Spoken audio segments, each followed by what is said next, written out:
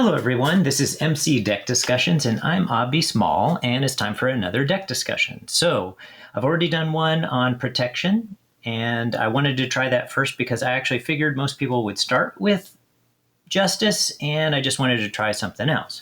So that one was pretty successful, but I have to admit, I found it to be a little bit stressful playing protection with him and I thought maybe that'll change a little bit with justice, and it did significantly. And one of the things I was thinking when I built this deck was maybe with this particular aspect, I could actually get away with adding very few allies, and I did in fact only add one ally to this deck. So you can see here that I added Agent Coulson, and so let's start with that.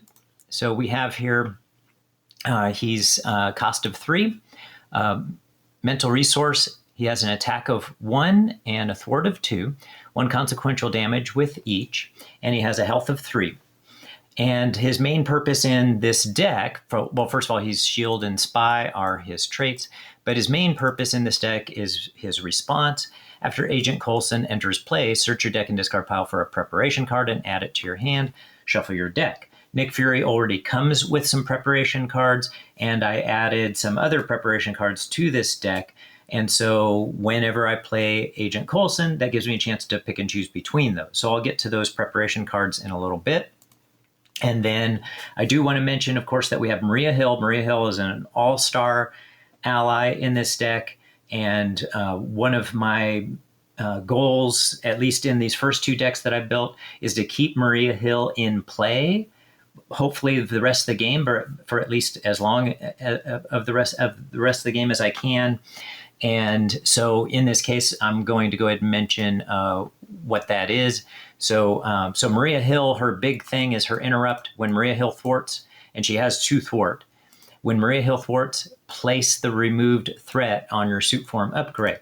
So Nick Fury, his suit form upgrade, right? They show the assault side here. But if I, hover on it, it'll show the stealth side as well. So this is his permanent upgrade that he has in play, and as an item and a tech upgrade. And he has 2 suit forms. So the assault suit form and the stealth suit form. So I'm going to actually start with the bottom, the stealth suit form, right? So it's, again, notice it's a permanent. It has a forced interrupt, whereas the assault side only has a regular interrupt. So a forced interrupt, hero side only. When an enemy would attack you, it schemes instead. Place 1 threat from that activation here instead of on the main scheme if there is 5 or less threat on this card. Now, I do want to mention something right away in case anybody else makes this same mistake. I actually played, 9 games plus 8 more. I played 17 games, and before I realized that you could still put another threat on his card from this forced interrupt if he had 5, which means he could gain a 6th one. So I played the vast majority of my games with a little bit of a handicap, because there were a number of times when in fact, the one game that I did lose with this deck, because you'll see I'll show the playtesting in a little bit, but the one game I did lose in this deck, I lost because, or at least in that very moment, I lost because I already had 5 threat on the scheme. On this upgrade, and it would have put a 6th on there, but I had completely read this wrong for all those games, and it put an extra threat, that 1 extra threat on the main scheme, and I lost. Now, I very well could have lost soon after that anyway, so I went ahead and counted it as a loss anyway. But it's a little bit of an iffy loss. But on the other hand, I'm sure I've won games where I made mistakes. So, this can balance it out some. So just wanted to point that out. This forced interrupt does still work when you still have 5 threat on it and can place a 6th one. Okay. All right. And then on his assault side, when you attack, remove up to 3 threat from here. This attack deals 1 additional damage for each threat removed this way. So whenever Nick Fury attacks, and I'm not going to mention this in every one of my deck discussions, but I do figure since this is only the second one, I should mention it here, right? So he has this, first of all, whenever he thwarts, right, he has 2 attack and 2 thwart and 2 defense, hand size of 5, but hit points of 10. and he has the gather intel ability, which is a response after Nick Fury makes a basic thwart. Place 1 threat on your suit form upgrade. And then it has break cover as well, which is a forced interrupt when you attack, change to assault suit form. So you don't have a choice on that one. It's a forced interrupt. So when you attack, whether it's a basic attack or with one of his attack events, then or whatever way that there are other ways you might attack actually in the game, but so far I haven't had those other ways in any of my decks, but I can see where I might. So when you attack, right? So you must change to assault suit form. So, but when you change to assault suit form, you have the ability to possibly attack for up to 3 additional damage if you have, threat, that extra threat on your assault suit. So in any case, Maria Hill, as we were saying, when Maria Hill thwarts, you can place the remove threat on your suit form upgrade. So, and she thwarts for 2. So she's one that can just constantly put that on you. So what did I do to make sure that she can stay? Is I added 2 field agents to this deck. So we have their 1-cost support, field agent, have persona and shield trait. You get 3 uses that you can put on here. So you 3 backup counters, and it has a hero interrupt. When a shield ally would take any amount of consequential damage, exhaust a field agent and remove 1 backup counter from it, prevent 1 of that damage. So the vast majority of the games, so in this case, I played 9 games. So in those 9 games that I played, I was able to use this one, right? So there were 2 of them, and I was able to keep, once Maria Hill was out in play, I was able to keep her in play all but one of those games, the whole rest of the game. So it was a very effective way to continue to put threat onto Nick Fury's suit. Okay. All right, so let's go ahead and get back into Agent Coulson then and talk about those preparation cards that he has the possibility of bringing out. So again, so these are all upgrades, right? So there are the preparations that come in the deck. So we have EM Shield and we have the eye patch camera. So those 2 preparations come in the deck. And we also have intelligence analysis. So all 3 very effective preparation cards.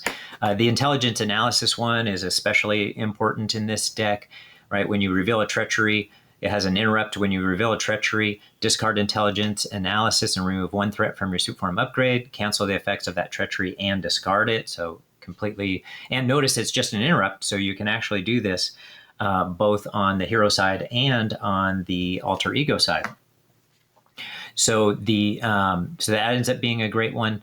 And then EM Shield, I tend not to use this one as much, but it's nice to just have out there in the times when you do get attacked, because eventually you will get attacked. And at least in most games, I actually think, if I remember correctly, in one game, I got attacked only once the entire game. So you could actually play a game where you never got attacked once with Nick Fury. And then the eye patch camera, another great preparation, has a hero interrupt. When any amount of threat would be placed on the main scheme, discard eye patch camera. And then you can place up to 3 of that threat on your suit form upgrade instead. So a great card on a hero interrupt, does some great work for you. So in addition to that, we also have 1 copy of Practiced Plan. And I could see somebody wanting to put more copies of this, but I had this already is a 42 card deck, and I liked the number in this deck.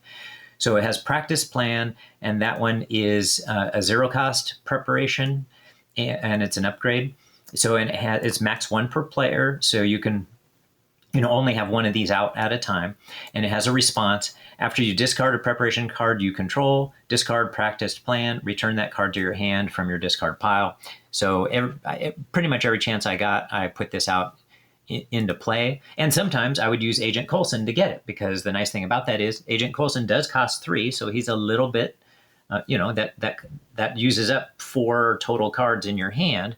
So putting a preparation card that costs 0 into your hand means you can in fact then play it.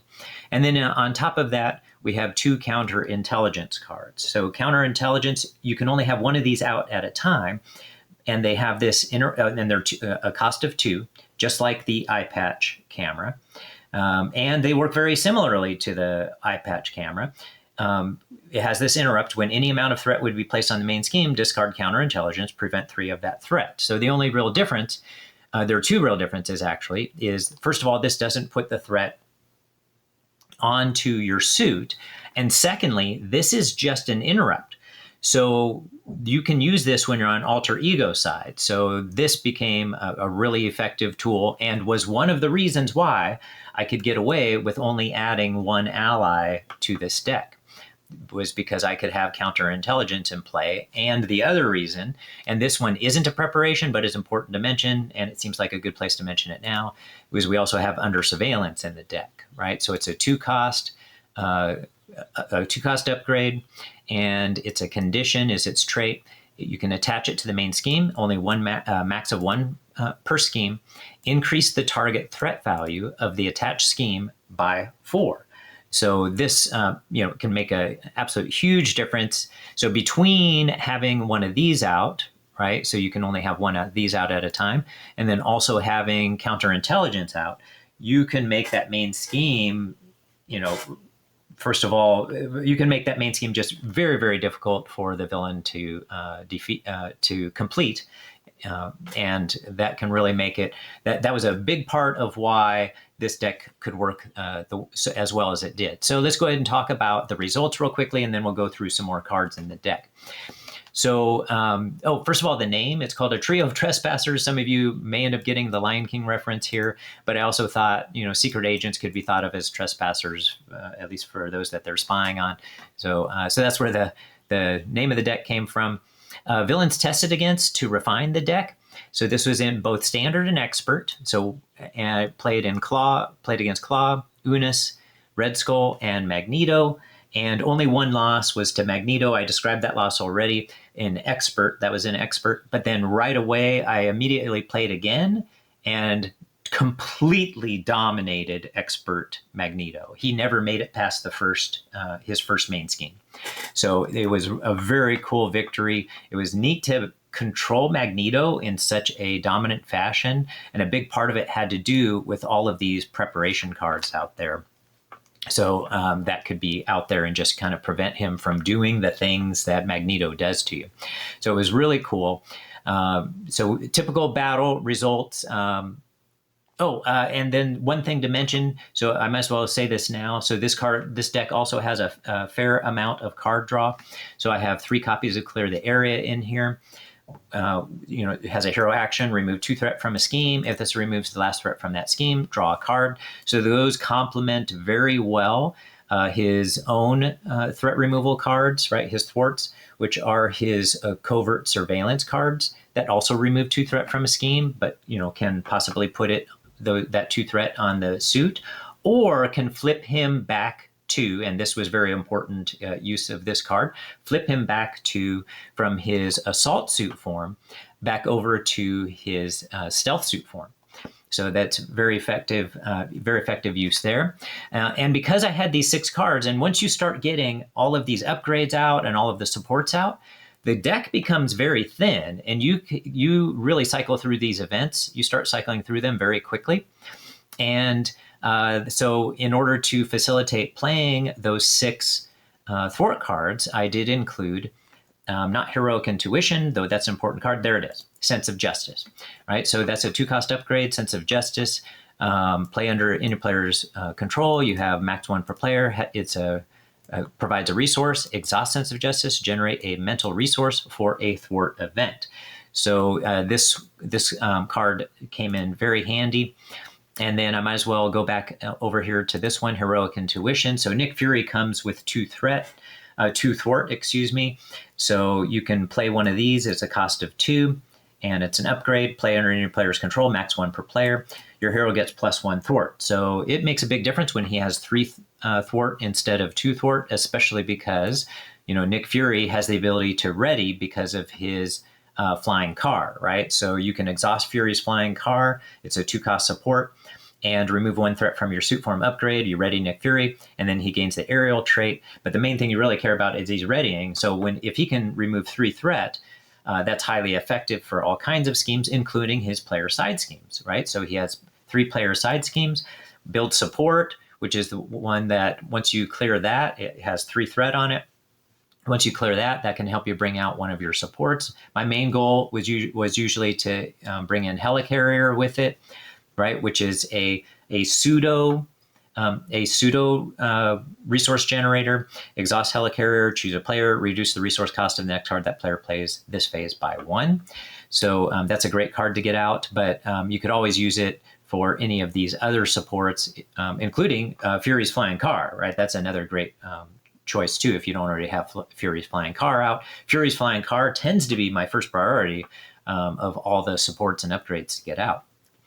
And then, but there are, it depends on the situation, but a lot of times that's the first one I want to get out. And then we also have specialized training. So specialized training has 5 threat on it, another player side scheme. And when defeated, each player who does not control a specialization upgrade chooses one set-aside specialization upgrade and puts it under play under their control. And the one I would always choose is the one that gives him 1 extra attack. So he could attack for 3. And when you do that attack, you then can exhaust that card, the specialization card, and draw a card. So it gives him some extra card draw on top of the clear the areas. And then let me go back to this other card draw card. So one way or another, max 1 per round.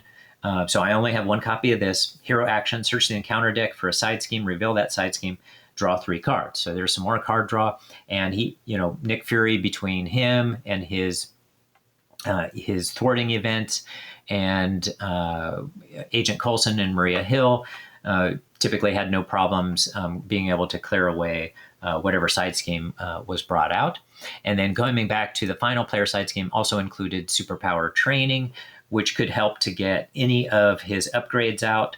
The most important one, any of his own personal upgrades, right? So superpower training, each player may search their deck and discard pile for an identity specific upgrade and put it into play.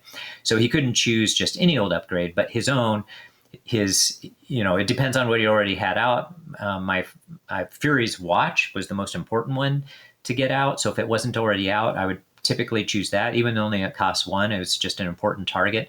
But if I already had that, the eye patch camera, the EM shield, and the intelligence analysis, those all would make great choices, and secret agent as well. So, any of those cards at all, superpower training was nice to use. And once you used it, it was out of your deck. All of these, would then come out of your deck once you use them. Once you clear them, defeat them. And so it continues to thin out your deck. So the strategy in this deck, with this build, by the way, is that you really do build out your deck in a pretty thorough way. And then once it's built out and you begin to have these preparation cards out there to prevent the villain from being able to do whatever it is that they're trying to do. And in this, unlike the other one, so what I found when I'd used the protection build was I wanted to keep the suit form. Typically, most of the time, I wanted to keep it in the beginning. I wanted to keep it in cell suit form for a while, for about as long as I felt like I could. And then when I changed to assault form, I would usually stay in assault form for a great deal of the rest of the time. Maybe here and there switching back to the stealth suit, but not with this deck.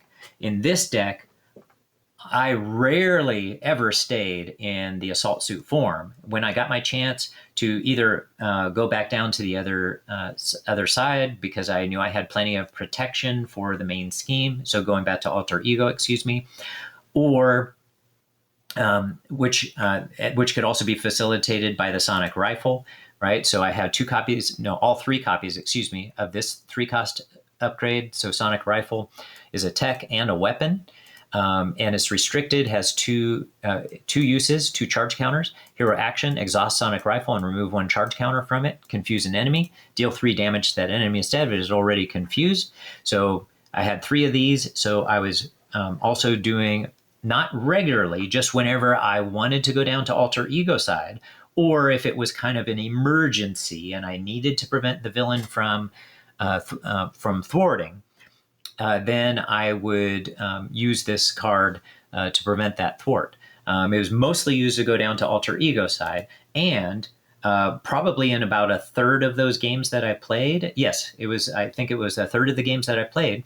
I would have a couple of these out, and I would, in fact, deal some damage to the villain by using both of these. So I do 3 damage to the villain on top of that. So it's kind of an extra thing. So I really just would have those out, and I just use it when I felt like I needed it. Okay. All right, let's see. Oh, and what I was getting ready to talk about was, right, so whenever I could, I pretty much always changed back to stealth form. So I would utilize either by going back to alter ego side or by utilizing his events that allow him to do that. So I already mentioned his covert surveillance, his thwart cards, his thwart events that allow him to switch back to stealth suit form. But he also has his 2 copies of Concentrated Fire, which are attack events, deal 4 damage to an enemy. And of course, if he has some thwart on his stealth suit form, or actually by that time it'll be his attack suit form, he can add more damage to that, which made it easy for him to take out minions and sometimes a villain. So deal 4 damage to an enemy, maybe 5, 6, or 7 damage, up to 7 damage. This attack gains range. If this attack defeats an enemy, you can choose either place threat on your suit form upgrade equal to that enemy's printed scheme, or you could change to stealth suit form. And most of the time, I chose to change back to stealth suit form, unless I was just going for the victory. Okay? And sometimes I would be going for the victory, and I would have the EM shield out. Right, so it's probably time to actually mention what that says. It's a preparation, one of the preparation cards. It's a tech, has this interrupt. When you would take any amount of damage from an attack, discard EM shield, prevent all of that damage. So when you're going for your victory, once you've set everything up and you have the game pretty much completely under control, and you just kind of attack the villain whenever you want to, and hopefully for lots of damage, you really start building up a lot of threat on your suit, and so that you can do lots of damage. That damage can be done when Fury is attacking himself with his basic attack. It could be done with his concentrated fire attacks, and it could be done with his spray fire attacks as well, right? That's the 3-cost event. Choose a player, deal 3 damage to the villain, and each minion engaged with that player.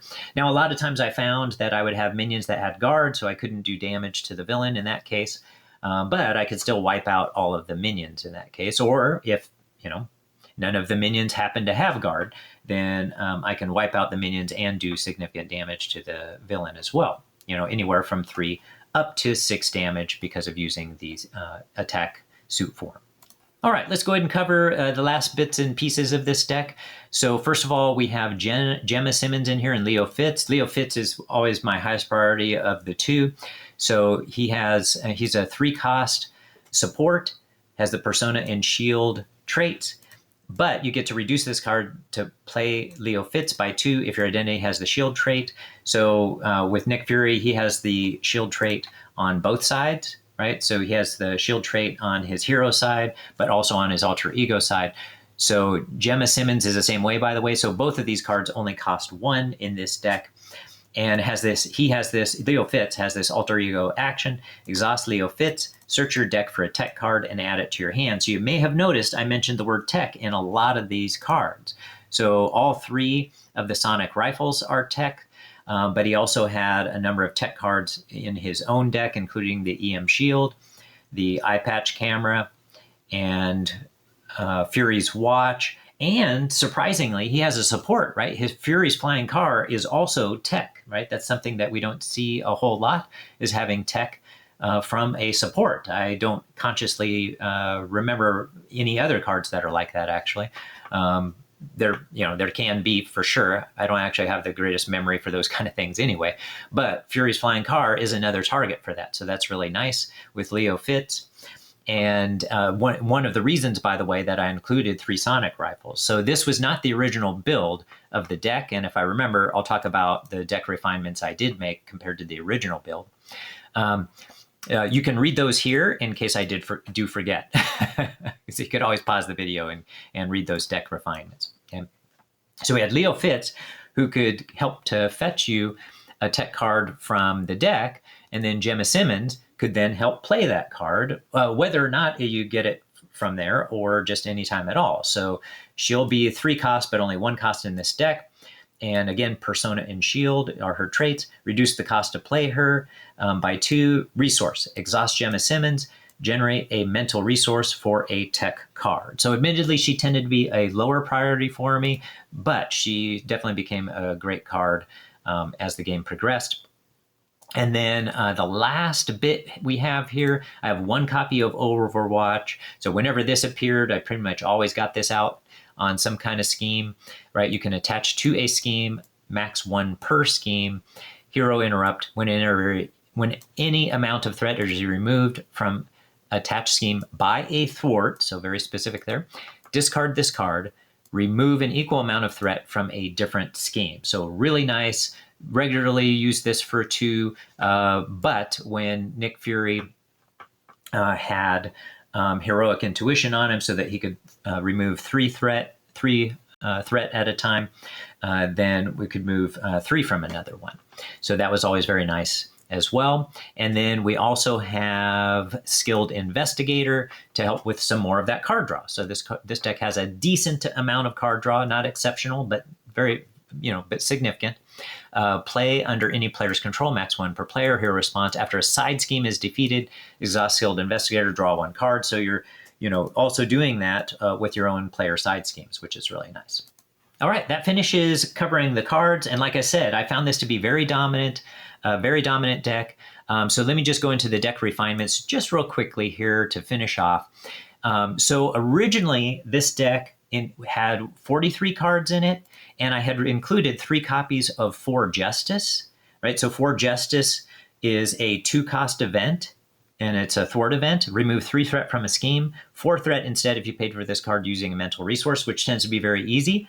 But I went through the deck, the first villain, Claw, in twice, and I never used the card once. And I found I just really had plenty of threat removal from the allies, from Nick Fury, from the Clear the Areas, and Covert Surveillance. I mean, certainly, at the beginning of a game, maybe there are times it could have been useful, but overall, I found it to be an overabundance of threat removal. So I took those 3 cards out, but it still has 42 cards, so I put 2 cards in.